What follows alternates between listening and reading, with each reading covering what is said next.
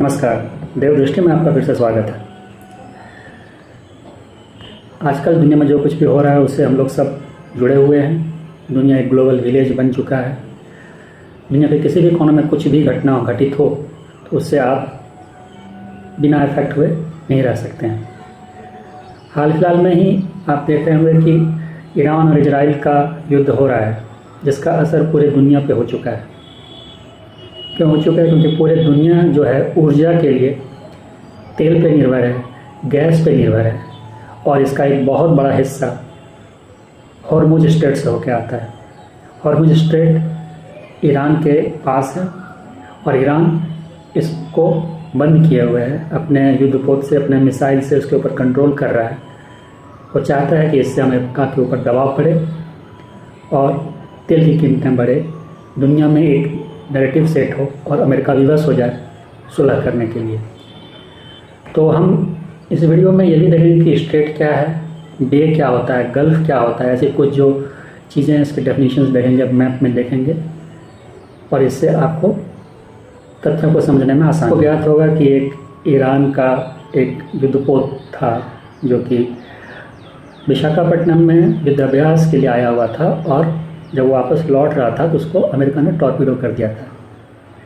तो इंडिया में जो विपक्षी दल थे उनका ये मानना था कि इससे इंडिया का जो साख है वो विश्व में कमज़ोर पड़ रहा है, क्योंकि अमेरिका जहाँ मन चाह रहा है वहाँ पे किसी भी युद्धपोत को टॉर्पीडो कर दे रहा है, खास करके इंडियन ओशन में। तो आपको ये ज्ञात होना चाहिए कि इंडियन ओशन नाम है। इंडियन ओशन से ये नहीं होता है कि पूरा जो इंडियन ओशन है वो इंडिया का ही है। तो चूँकि इंडिया के निकट में है तो उसको इंडियन ओशन कहा गया है। ठीक है, तो इन चीज़ों को समझना होगा। तो ज्योग्राफी में और इंटरनेशनल लॉ में भी आपको एक कुछ कंसेप्ट हैं जिस कंसेप्ट को आपको जानना चाहिए, जैसे कि टेरिटोरियल वाटर्स। तो टेरिटोरियल वाटर्स क्या होता है कि जो कोस्ट होता है, सी कोस्ट होता है, उससे 12 नॉटिकल माइल्स किलोमीटर से अलग होता है। 1 nautical mile equal to 1.85 coastal water है, उससे 12 नॉटिकल माइल्स तक टेरिटोरियल वाटर होता है। ठीक है, और इसमें किसी भी कंट्री का कंप्लीट सोवरेनिटी होता है। उसमें वाटर, सी बेड, एयर स्पेस। सी बेड मतलब जो समुद्र से नीचे जो होता है, स्थल जो होता है, बालू जो रहता है अंदर, मतलब मैं उसको मोटे तौर पे समझा रहा हूँ। सी बेड हो गया, एयर स्पेस हो गया, इसमें उस कंट्री का कंप्लीट सोवरेनिटी होता है। उसके बाद आता है EEZ, मतलब एक्सक्लूसिव इकोनॉमिक जोन, जो कि आपके तट से 200 नॉटिकल माइल्स तक एक्सटेंड रहता है, मतलब 370 किलोमीटर तक। इसमें जो भी कंट्री होता है जिसका वो EEZ है, उसका जो नेचुरल रिसोर्स होता है उसको वो एक्सप्लॉइट कर सकता है। नेचुरल रिसोर्स मतलब फिशिंग हो गया, ऑयल हो गया, गैस हो गया, इसको वो एक्सप्लॉइट कर सकता है। लेकिन इसमें इंटरनेशनल नेविगेशन को रेस्ट्रिक्ट नहीं कर सकता है, मतलब जहाज़ आ जा सकता है पीसफुल पर्पज़ के लिए। ठीक है, तो ये हो गया EEZ। तो उसके बाद आता है एक कंसेप्ट स्ट्रेट का। स्ट्रेट क्या होता है?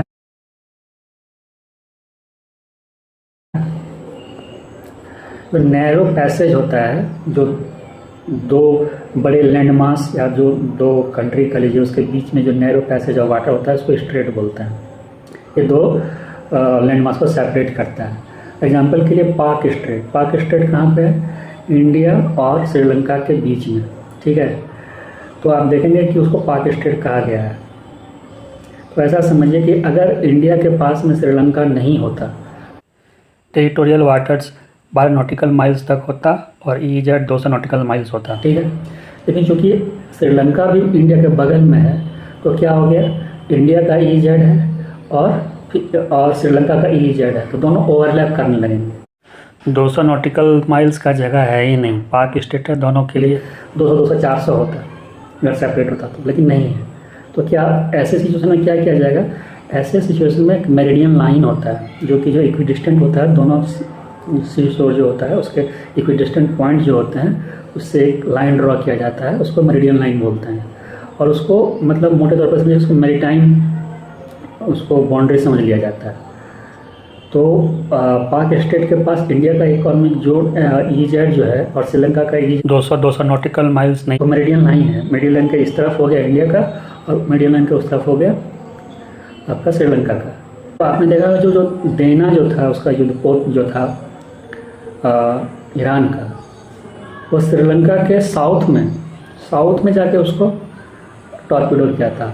वो इंडिया के ना तो टेरिटोरियल वाटर में था ना ईजेड में था, और श्रीलंका के हो सकता है कि ईजेड के क्लोज में था। तो वहाँ इंडिया का वहाँ पे रूल नहीं चल सकता है, इंडिया का वहाँ पे मतलब जो है सॉवरेन पावर नहीं है वहाँ पे, वो श्रीलंका के पास में है।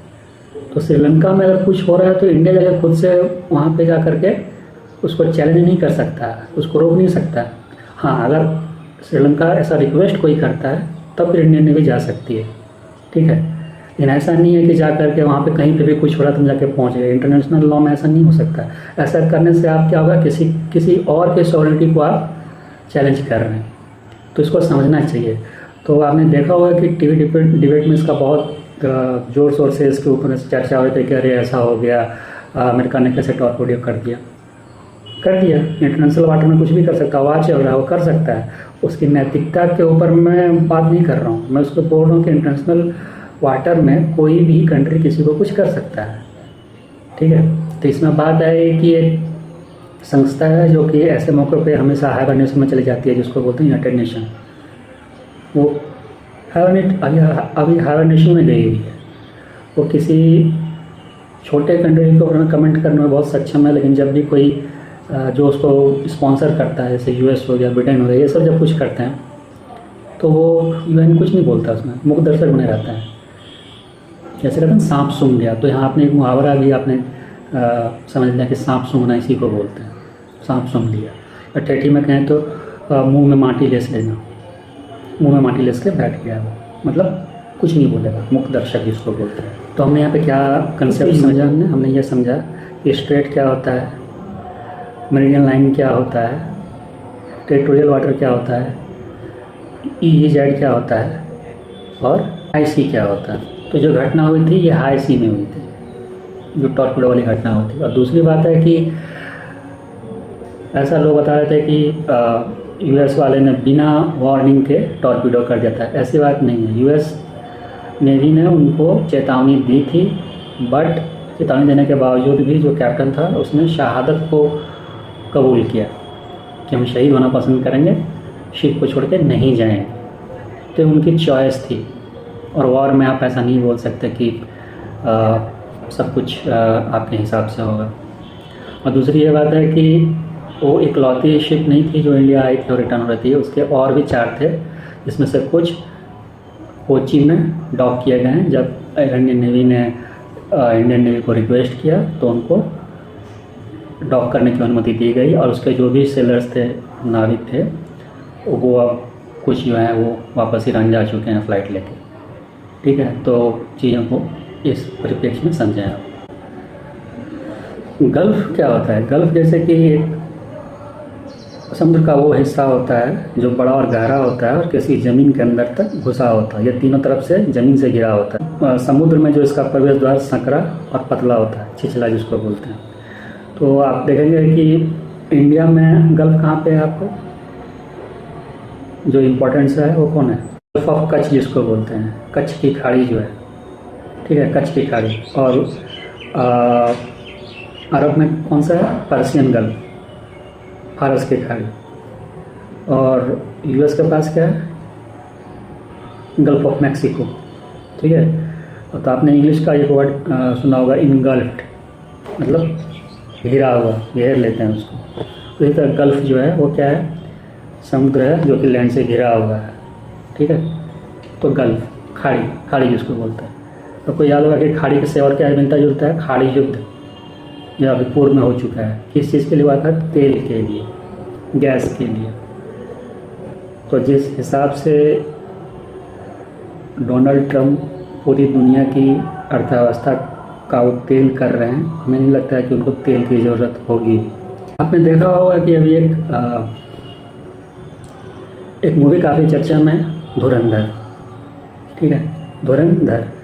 तो इस पर तरह तरह के बयान आ रहे हैं कि ये भाई ये एक्स्ट्रा मैचोइज्म दिखा रहे हैं, टॉक्सिक मैस्कुलिनिटी इसमें दिखाए जा रहे हैं। कोई बोल रहा है कि अरे ओक टाइप के जो लोग बोल रहे हैं, ये सरकाज़म है by the way, okay type के लोग ये बोल रहे हैं कि भाई ये जो आदित्य धर है बहुत बड़ा कास्टिस्ट है, ये अपने सरनेम के ऊपर मैं मूवी बना रहा, पार्ट 1 पार्ट 2, कितना बड़ा कास्टिस्ट है। बेसिकली ये धुरंधर नहीं है, धुरंधर आदित्य धर, तो ये अपने सरनेम के ऊपर में बना रहा है मूवीज़ ताकि अपने सरनेम को और भी ज़्यादा ये लोगों को बता सके कि बहुत महान होते हैं। तो ये इसके ऊपर कॉन्स्टिट्यूशनल कुछ ये लगना चाहिए, रिस्ट्रिक्शन लगना चाहिए उस ऊपर में। इंडिया में जो है ये कास्टिज्म को ये प्रमोट कर रहा है तो उसके ऊपर एक्शन होना चाहिए। ऐसे ही लोग हैं हमारे देश में।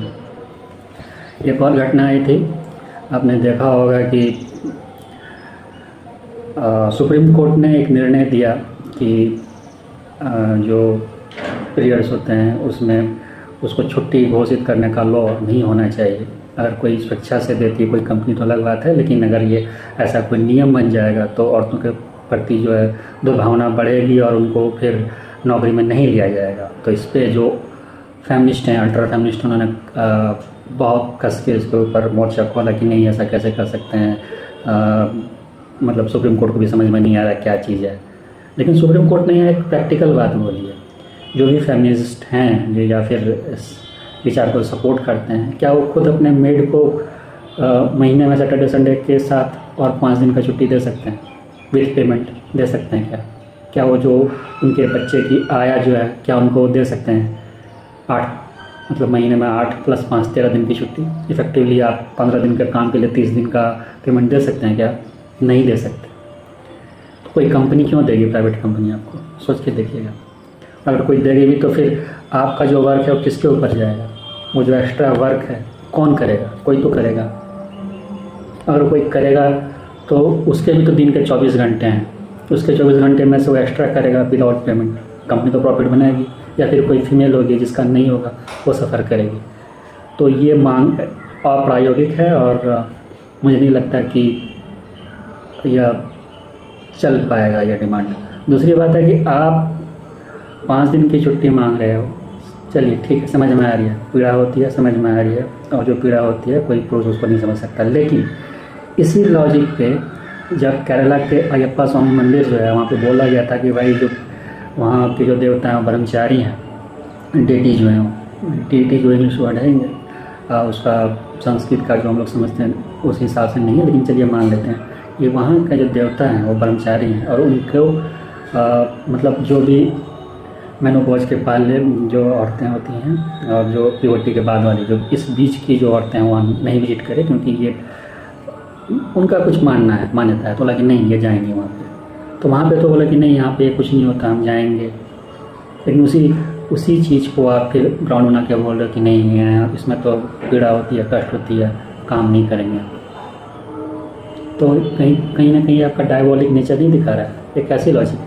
एक जगह पे आप सुप्रीम कोर्ट में बोलते हो कि नहीं ये सब कुछ मानी नहीं रखता, हम जाएंगे, हमारे साथ भेदभाव हो रहा है, हम इसको मतलब हम चीज़ों को नहीं मानते, हम तो जाएंगे, पेड़ भी जाएंगे। लेकिन उस जगह पे ये बोलते हो कि नहीं हम काम नहीं करेंगे, बस पैसे नहीं। वर्क फ्रॉम होम कर सकते हो आप, चलिए बीच का रास्ता ये हो सकता है। लेकिन ये कहना कि आप 15 दिन काम करोगे 30 दिन का पेमेंट लोगे, ये कोई कंपनी नहीं चाहेगी ऐसा करना, और अपने ही पाँव पे कुल्हाड़ी मारोगे। तो ये चीज़ें दिखाती हैं दोहरापन जो है, इसको डायबोलिक बोलते हैं। चलिए एक वर्ड हमने यहाँ पे ये सीखा, डायबोलिक। पंकज उदास, आप सभी इस नाम से अच्छी तरह से परिचित होंगे। पंकज उदास ने वर्षों पहले काफ़ी मुस्कुराते हुए एक गाना गाया था कि चांदी जैसा रंग है तेरा, सोने जैसे बाल, एक तू ही धनवान है गोरी, बाकी सब कंगाल। तो यहाँ पे जो गोरी है आप लोग सोचेंगे कौन है? तो पंकज उदास ने वर्षों पहले ये जो गाना गाया था, यह गाना का जो मेन पात्र जो है वो डोनाल्ड ट्रंप है। जी हाँ, डोनाल्ड ट्रंप।